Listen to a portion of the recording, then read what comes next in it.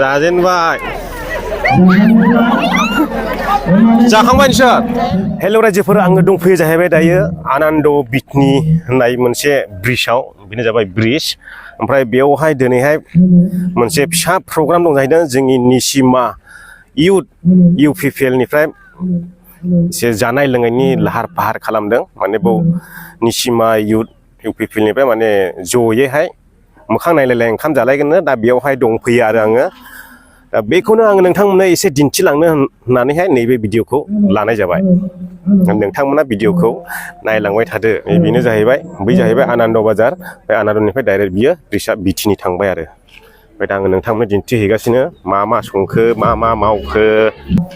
अमा बेदर जाहैबाय बियो सुनानै रेडि जाबाय आलु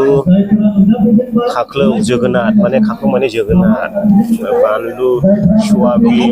बायदि बायदि मावजोब्बाय नै माखासे संगासिनो नै दा बेयावबो संगासिनो संग्राफ्रा नायदो नोंथांमोनानो जाबाय संग्राफोर दा बेयाव होनबा जाबाय ओंखाम रेडि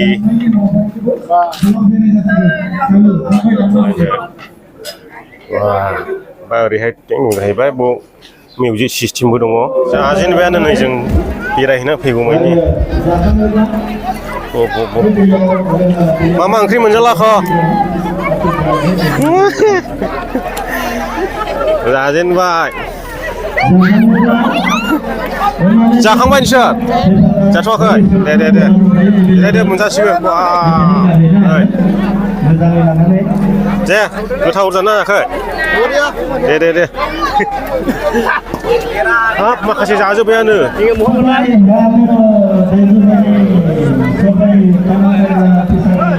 जों बेरायना फैगौमानि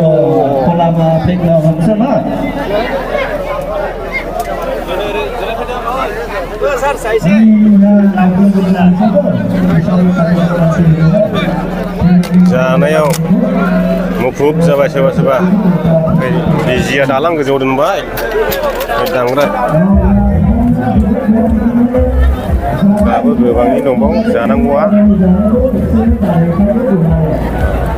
खालि जानाय बान्दोनिहाय पिकनिक निचिमा इउथ UPPL नि पिकनिक दिनैहाय नैबे जाहैबाय आनन्द बिटनि ब्रिज बै जाहैबाय आनन्द ओमफ्राय ब्रिज जों गोजौजों थांबाय बिटनि ओरैहाय गासिबो माखासे जालागासिनो दं माखासे जानो जिरायबावबाय नै मोनजाथ'वाखै दे होमब्ला दे जाना हो दायो गासिबो जाखांजोब्बाय ओमफ्राय दा थांला जोब्बायबो ओमफ्राय दासो नै गामिनि लिडारफोर आरो दैदेनगिरिफोर इउथनि स्राय जिरायनानै रायलायदों ओमफ्राय जों थांनायसै सार जोङो लास्ट जोबनायनि लास्राबाय आरो खामानि मावग्राफ्रा दासो ओंखाम मोनजादों नै बिथांमोनानो मावग्राया मावै दासो मोनजाखाबाय नोंसोर ओंखामाखौ आं ब्लगल' लानोसै जाजोब्बाय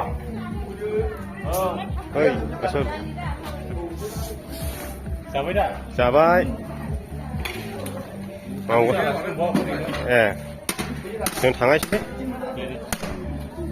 दा जों थांनो ओंखारबाय रायजोफोर गासैबो जाखांलाजोब्बाय खामानि मावग्राफ्राबो जाबाय ओमफ्राय जों दा